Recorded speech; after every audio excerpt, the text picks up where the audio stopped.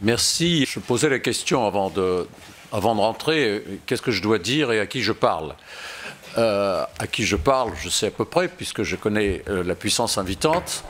Ce que je dois dire, pourquoi je pose cette question? Parce que hier soir, j'étais à Perpignan à l'invitation du Mouvement de la Paix, devant un public militant. J'ai parlé assez longuement et on a débattu sur le désarmement nucléaire aujourd'hui, sujet dont, moins qu'on puisse dire, c'est qu'il n'est pas tellement d'actualité dans l'opinion publique. Pour ceux qui s'y intéressent, ce sujet est plus que jamais d'actualité, j'essaierai de le prouver, mais ça n'est pas un sujet qui passionne véritablement. Et tout à l'heure, je vous quitterai peut-être un tout petit peu plus tôt pour aller enregistrer l'émission d'Arte ce soir à 20h sur le thème les dépenses militaires, comment va-t-on s'en sortir avec toutes ces missions de l'armée française, etc. Évidemment, je parlerai des dépenses nucléaires, entre autres choses. Et puis, demain, je serai devant des militants politiques pour leur parler un petit peu de situation internationale, parce qu'on se rend compte que dans le monde politique, au niveau des responsables, mais j'allais dire presque encore plus au niveau des militants, il y a un énorme désintérêt pour ces questions.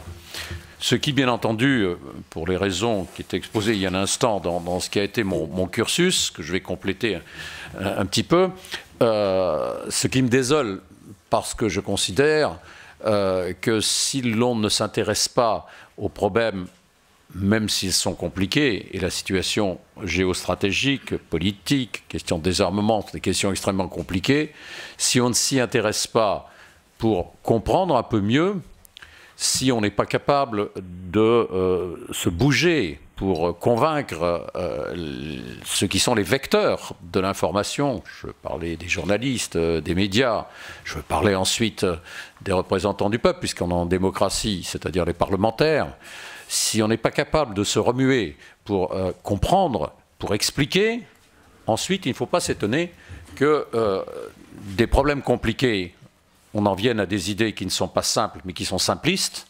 Et des idées simplistes, on en vient à la démagogie ou à la manipulation. Et à la manipulation. Et c'est ce que je constate dans ce domaine, pour l'avoir constaté aussi à l'époque où j'étais au gouvernement. Et pour vous parler franchement, je n'en étais pas totalement conscient. Et c'est par la suite, s'agissant en tout cas du sujet dont nous allons parler, qui est le sujet de l'armement nucléaire et de la nécessité, que je partage, un objectif que je partage bien entendu, d'aller vers un monde sans armes nucléaires, c'est ce que j'ai constaté sans bien me rendre compte que dans ce domaine, comme dans d'autres, mais particulièrement dans ce domaine, en France, dans le système institutionnel qui est le nôtre, qui est celui de la Ve République, un système monarchique, évidemment, enfin, d'essence monarchique, s'agissant d'un certain nombre de questions, de beaucoup de questions, tout remonte au sommet, et la Constitution de la Ve République, il faut relire, lire et relire, j'ai écrit un livre là-dessus il y a une quinzaine d'années, fait que dans certains domaines, il n'y a strictement, d'abord le Premier ministre est totalement dessaisi de la décision, mais le Parlement est totalement à l'écart. Je l'ai expérimenté également en tant que président de la Commission de la Défense à l'Assemblée nationale. Et c'est au fur et à mesure, en ayant été ministre de la Défense en 85-86, l'époque de la guerre froide, ayant réalisé un certain nombre de choses au moment de la chute du mur de Berlin, s'agissant du surarmement, dans lequel, je dirais, tous les politiques baignaient sans trop se poser de questions, puisque je rappelle, mais devant ce public, je pense que c'est inutile de rentrer dans ce genre de détails, mais je rappelle quand même qu'on est passé de 3 bombes en été 1945 à 70 000 environ. À la fin de la guerre froide, chute du mur de Berlin, début des années 90, pour retomber aujourd'hui, suivant la façon dont on compte, mais en dessous de 20 000, nettement en dessous de 20 000. Et on parle d'objectifs qui sont 1800 ogives pour les États-Unis, et autant pour la Russie. Le président Obama a souhaité qu'on puisse descendre à 1000. Il s'est tout de suite fait insulter par les républicains, l'accusant de vouloir désarmer le pays.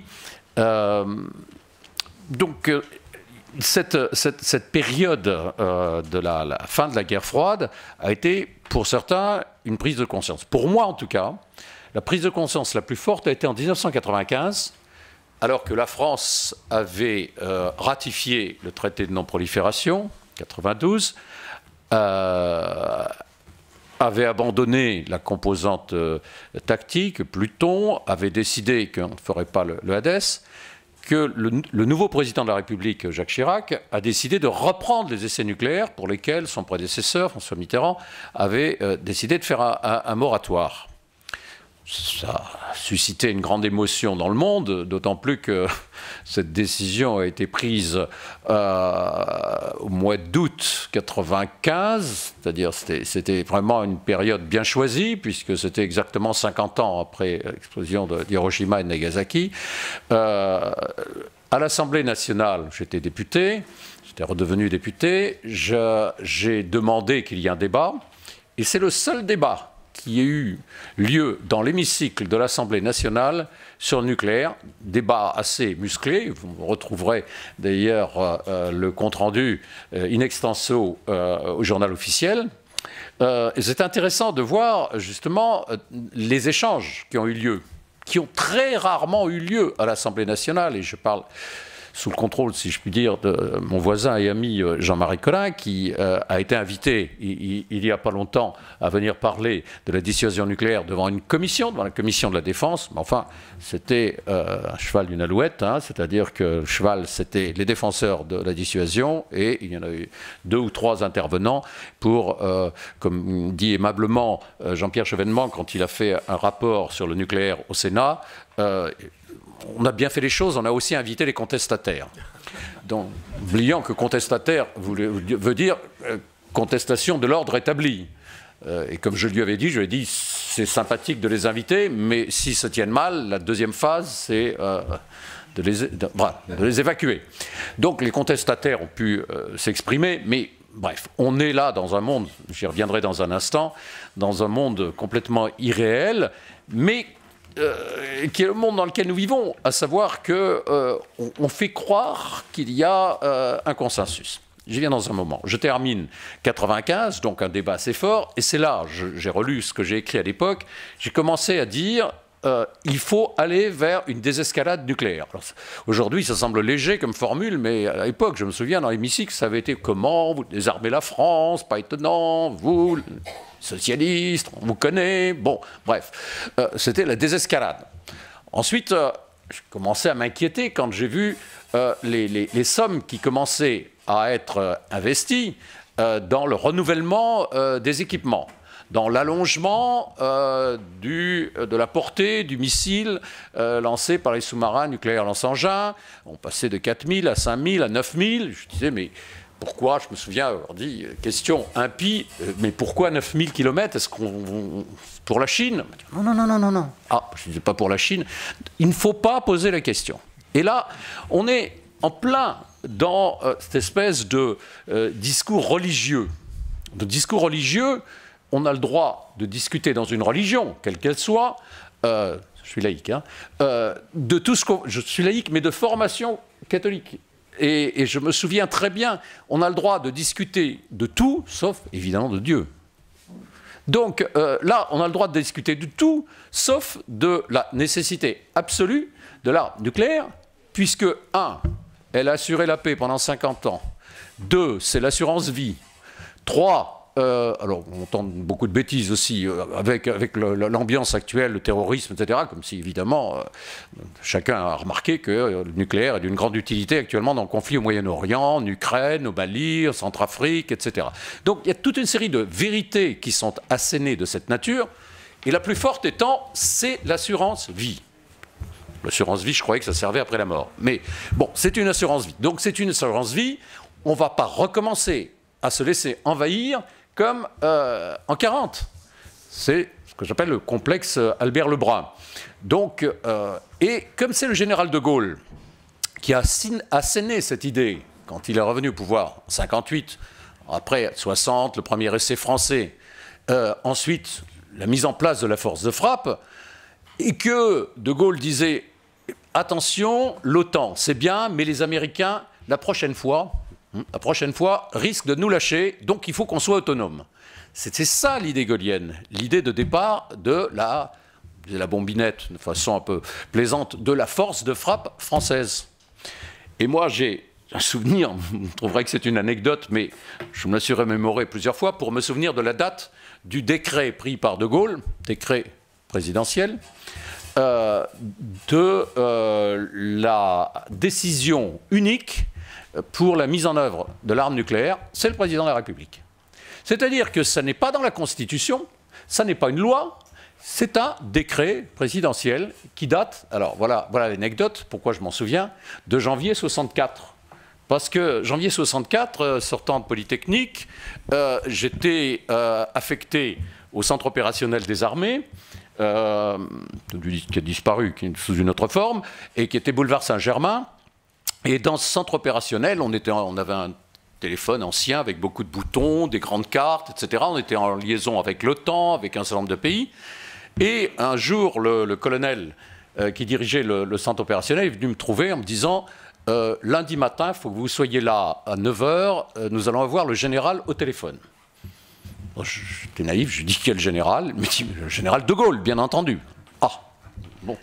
Mais je lui dis « Pourquoi vous me dites ça ?» Moi, il me dit « Parce que c'est compliqué, il y a une manœuvre importante, nous allons passer l'ordre d'engagement nucléaire. » Il me dit « Non, non, c'est un essai. » Ah, bon, très bien, merci.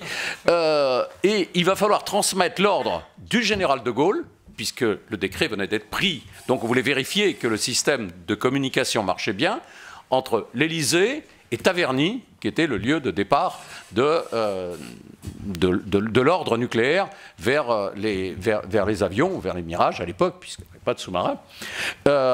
Et donc on devait vérifier. Je dis, bon, je termine mon anecdote qui est de troisième niveau, mais le général de Gaulle au téléphone, j'avais autour de moi 5 gradés qui étaient complètement terrorisés parce que je parlais au général de Gaulle. La discussion était courte. Hein. Je vous demande de passer l'ordre nucléaire à Taverny, bien mon général, je passais, etc. Bon. Passons là-dessus, on a bu le champagne ensuite, tellement ils étaient contents que ça marche. Aujourd'hui, ça semble risible. Mais c'était donc concrètement janvier 1964, c'est le président de la République qui décide de passer l'ordre d'engagement des forces nucléaires. Sur le coup, je ne dirais pas que ça m'a fait rigoler, mais ça me semblait complètement irréel. J'avais 22 ans. Et très franchement, je n'y ai plus repensé jusqu'à me retrouver dans des conditions un peu rocambolesques, ministre de la Défense pour régler un problème, un ministre qui démissionne, et je me retrouve ministre avec... La question m'a été posée hier. Mais comment vous avez été ministre de la Défense à cette époque-là? Est-ce que vous étiez contre le nucléaire? Évidemment non. Mais évidemment non, sinon je ne serais pas venu ministre de la Défense. Je n'étais pas complètement schizophrène. Je n'étais pas pour non plus. Mais on m'a demandé de régler une situation qui était assez délicate. Je suis venu et j'ai découvert, et j'ai appris, et j'ai vu beaucoup de choses. Et je suis par exemple allé à Washington expliquer à M. Weinberger, qui était le ministre américain de la Défense, que l'histoire de l'IDS, Initiative Défense Stratégique, plus connue par les journalistes sous le nom de Guerre des Étoiles, c'était une folie, c'était absurde, et en plus, alors c'était l'esprit polytechnicien, disons, c'était complètement contradictoire avec la dissuasion. La dissuasion, traité ABM 1972, on a un nombre limité de sites protégés de chaque côté, ce qui garantit auprès de l'autre sa bonne foi qu'on ne va pas l'attaquer. Donc on ne va pas l'attaquer puisqu'on ne protège pas tout. Et à partir du moment où on dit on veut tout protéger, c'est donc qu'on veut attaquer. Ce qu'ont dit d'ailleurs les soviétiques à l'époque. Bon, ce système était absurde, il fallait lancer un satellite toutes les semaines, il fallait mettre au point des armes laser enfin bref, tout un système compliqué qui ne fonctionnait pas, qui n'a jamais fonctionné, qui aurait coûté des centaines et des centaines de milliards. Je suis allé raconter ça. Et quand je suis revenu en France, la première personne que j'ai rencontrée, c'était M. Lagardère, bien connu dans les milieux marchands d'armement. Enfin, il ne faisait pas que ça, M. Lagardère, mais c'était quand même une personnalité. Et il est venu me trouver en me disant... Il connaissait ma position, qui était publique, je l'avais publiée dans la presse. Il m'a dit, mais est-ce que vous vous rendez compte, monsieur le ministre, que vous nous faites perdre comme contrat? Et alors, ça m'a terrifié. Et j'ai découvert ensuite, parce que je ne connaissais pas la formule, mais je l'utilise souvent, j'ai découvert le contenu de l'intervention du général Eisenhower quand il a quitté la Maison-Blanche, après avoir été général en chef pendant la guerre, après avoir été président des États-Unis. Et il a dit « Je vous mets en garde, le plus grand danger qui menace la démocratie américaine, c'est le complexe militaro-industriel. » Et il expliquait ce qu'était le complexe militaro-industriel. Nous, on dirait le lobby. J'utiliserai un mot anglais. Le lobby militaro-industriel. Ce n'était pas un gauchiste qui disait ça. Ce n'était pas un pacifiste ahuri. C'était un président des États-Unis qui savait de quoi il parlait et il détaillait ce qu'était le complexe militaro-industriel. Et je veux dire que ça m'interpelle considérablement parce que j'essaie de me souvenir, et je n'ai pas de difficulté à me souvenir, comment moi me présenter les décisions qui étaient inéluctables, que je devais prendre. Ce n'étaient pas des conseillers que j'avais autour de moi, c'était une chaîne. Le président de la République, aujourd'hui, hier, c'est en France, et j'imagine qu'aux États-Unis, ça doit être à peu près la même chose. C'est une chaîne qui remonte du chercheur qui invente, celui qui a inventé l'arme atomique, du chercheur qui remonte à l'industriel, qui dit « je peux fabriquer », qui rencontre les militaires, et là, on crée la doctrine après avoir inventé. Hein, ce n'est pas la doctrine qui précède, la doctrine suit. Et les industriels disent aux militaires, mais vous savez, on a une arme formidable, pas chère, très puissante et très efficace.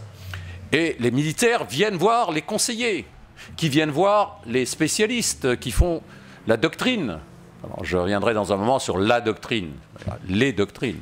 Il n'y a pas qu'une doctrine en matière d'utilisation ou de non-utilisation de l'arme nucléaire. Donc il y a 5 échelons avant de revenir au ministre ou au président de la République, il n'y a pas 50 décideurs, pour lui dire « Monsieur le Président, Monsieur le Ministre, c'est ça qu'il faut faire ». Et ne croyez pas que le ministre ou le Président a suffisamment d'éléments en main pour discuter en disant « Ah ben non, non, non, c'est pas 9000 km, c'est 7000. Ah ben c'est pas 100 milliards, c'est 50 milliards. C'est pas ce type d'armes, c'est pas ce type de doctrine. » Je ne suis pas en train de décrédibiliser les responsables politiques, mais je dis que ça marche comme ça et il faut le savoir. Quand je raconte cette histoire qui semble assez invraisemblable, je vois le président de la République, François Mitterrand, demander à un général en face de moi, c'est quoi le prêt stratégique? Il faut avouer qu'on en a inventé des doctrines. Hein. J'entendais l'autre jour un colloque qu'on a organisé à l'Assemblée nationale, Jean-Marie était là, un grand spécialiste, un grand adorateur du nucléaire militaire, on dit un expert habituellement, nous expliquait que la doctrine était solide, je n'aime plus l'expression, mais flexible. Donc ça, en termes pour les physiciens, le concept souple dur, c'est ferme, mais ça peut bouger. Bon. Mais vous allez m'expliquer comment on a pu passer de la super-artillerie après Hiroshima, Nagasaki, tout au début, concept américain, à la dissuasion, dont j'ai noté, mais j'ai dû oublier des adjectifs, qu'elle a été minimale, qu'elle a été proportionnée, qu'elle a été concertée, qu'elle a été élargie, qu'elle a été étendue. Bon, ça c'est la flexibilité. Donc tout ça c'était la dissuasion. Ensuite, aux États-Unis, en 1954, ça a été le principe des représailles massives. L'arme nucléaire, c'était pour procéder à des représailles massives.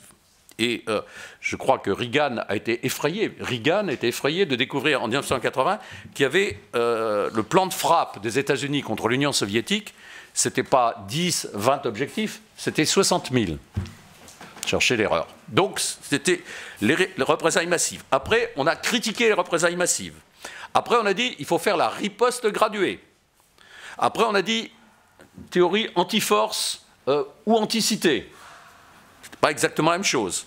Ensuite, c'était le fameux MAD, DMA, la destruction mutuelle assurée. MAD, je trouve que c'est mieux quand même. Ça, en anglais, ça parle plus.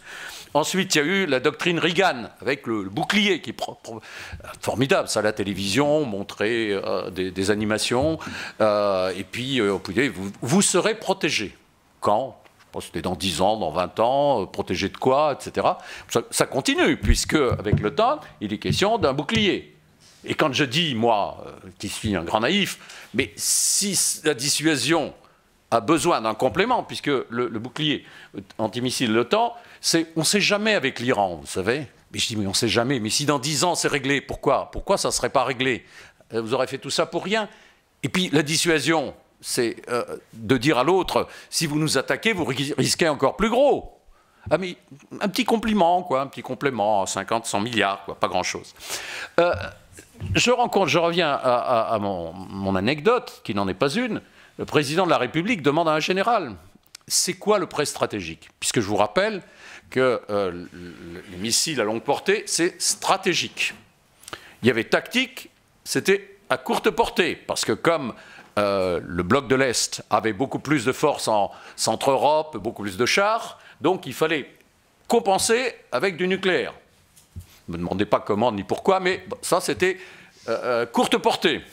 Donc il y a une longue portée stratégique, courte portée tactique, et on a inventé le prêt stratégique. Et moi, quand j'étais ministre, on m'a expliqué que c'était indispensable. Mitterrand dit, qu'est-ce que c'est le prêt stratégique? Vous savez, Monsieur le Président, c'est pour ne pas passer aux extrêmes. On a entendu ça aussi avec Chirac et Sarkozy, hein, quand ils étaient présidents. Pour ne pas passer aux extrêmes. Ah oui, mais passer aux extrêmes, je croyais que la dissuasion, c'était en représailles.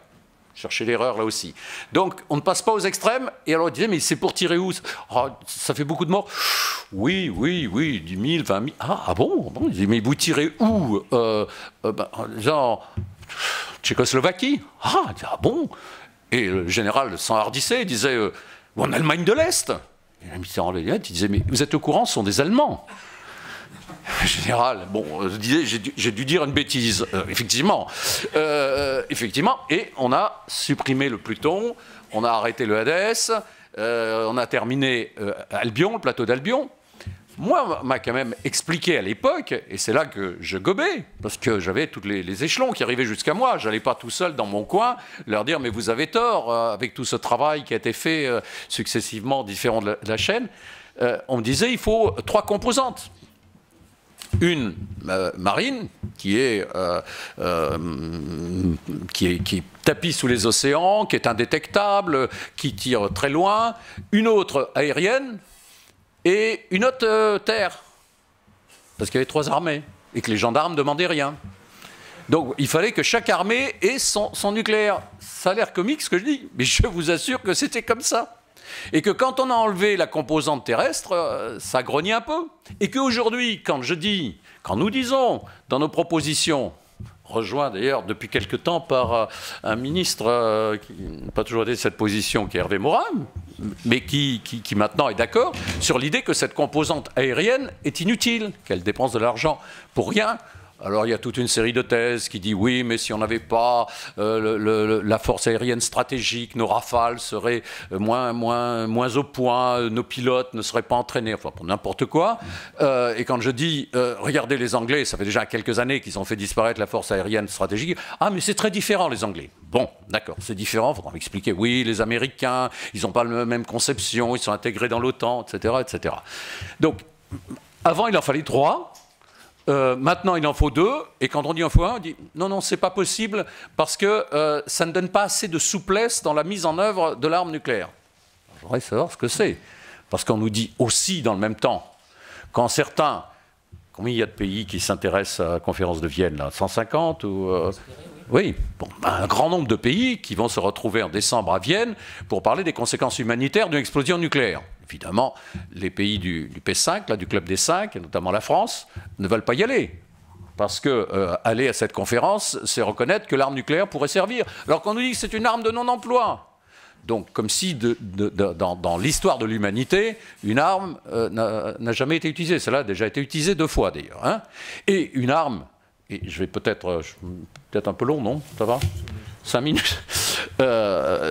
Une arme qui présente, comme toutes les armes, mais celle-ci c'est tout à fait monstrueux, des dangers tels qu'on n'a pas le droit de jouer, j'allais dire à la roulette russe, on n'a pas le droit de jouer avec cette arme en disant elle ne servira pas de toute façon. C'est une assurance vie, mais elle ne servira pas. c'est une assurance vie, c'est un peu ce que disait De Gaulle. Général de Gaulle, lui, il était plutôt pour la prolifération. Il dit, c'est pas pour la prolifération, il dit tout le monde a le droit de se défendre. Et comment peut-on dire à tous les pays qui ont signé le traité non-prolifération, comment peut-on leur dire pas de prolifération, vous n'avez pas le droit, d'après le traité, alors que les pays, la France en particulier, dit mais c'est pour nous donner une assurance vie. Parce que les autres n'ont pas le droit à une assurance vie. Et parce que l'article 6 du traité non-prolifération est quand même très clair. Alors évidemment, vous me direz, depuis le temps, il a été signé en 68, mis en œuvre à partir de 70, la France l'a ratifié en 92, mais depuis cette époque-là, on dit, ah ben oui, on désarme. Regardez la France, moi, à l'époque où j'étais ministre, il y avait 540 armes, il y en a maintenant 300. Au niveau mondial, on est passé de 70 000 à, je sais pas, 16 000, oui, 16 000 à peu près. Mais vous voyez, on diminue. Ah oui, mais on diminue le nombre, mais pas la puissance, pas la miniaturisation, pas la portée. Donc la modernisation est une forme de tricherie par rapport à l'engagement de l'article 6 du traité de non-prolifération. C'est peu connu. Quand on dit ça aux gens qui ne suivent pas ces dossiers, ils sont tout à fait étonnés. Et à ce moment-là, quand on se fait traiter, comme ça m'arrive assez souvent, mais ça me laisse indifférent, de pacifiste, qui est un gros mot, dans la bouche de ceux qui prononcent le mot, bon, il se trouve que j'ai été député pendant 14 ans dans la circonscription de Jean Jaurès, que j'ai beaucoup lu ce qu'il a et étudié ce qu'il a écrit. Il était traité de pacifiste, c'est pour ça qu'il a été assassiné le 31 juillet 14. Mais pacifiste, il était aussi patriote. Et il était spécialiste de défense. Il faut relire l'Armée nouvelle, 1911, un livre extraordinaire. C'était une proposition de loi. Je ne connais pas beaucoup de propositions de loi et maintenant de députés dont le texte de la loi prenait, une proposition de loi prenait 2 pages, mais le reste, c'était une énorme somme absolument passionnante. Je ne suis pas en train de dire que ce que Jaurès avait écrit en 1911 est applicable aujourd'hui. On n'est pas du tout dans le même contexte. Le monde a bougé. Mais la démarche était la bonne. Et on peut être pacifiste, c'est-à-dire vouloir la paix, vouloir surtout les conditions de la paix, et en même temps se mettre en situation pour se défendre. Et ce débat, aujourd'hui, bien qu'il ne concerne pas le nucléaire, mais vous allez voir quand même qu'il peut, le toucher, et je pense que Jean-Marie Colin évoquera cette question tout à l'heure, le nucléaire au Moyen-Orient, se contenter de dire il y a un problème à un endroit, on intervient militairement et ça réglera tout, comme je l'entends, comme je le lis encore ce matin dans l'avion, je lisais des articles de personnalités importantes qui terminent par des questions d'une extrême gravité, en disant la situation est grave, l'Ukraine, etc., et qui ne se terminent pas par des propositions. Et des propositions, on peut en faire beaucoup. On peut surtout avoir une démarche qui soit compréhensible et qui soit une démarche cherchant le compromis. La paix, on fait toujours la paix avec l'ennemi. Mais si l'objectif, c'est d'écraser l'ennemi, d'où ce qui s'est passé pendant 45 ans, de 1945 à 1990, l'idée qu'il en faut toujours plus, cette folle course aux armements, quand on la regarde aujourd'hui, on se demande comment ça a été possible, eh bien, on peut un jour tomber sur une catastrophe due à une erreur, due au hasard, due à l'emballement, due à la folie des hommes. Et donc, moi, tout ceci me fait peur, et comme je n'aime pas rester sur la peur, je préfère agir et proposer ce que nous avons fait avec ce livre, avec l'association que nous avons créée, et avec des rencontres comme celles que nous faisons aujourd'hui. Merci.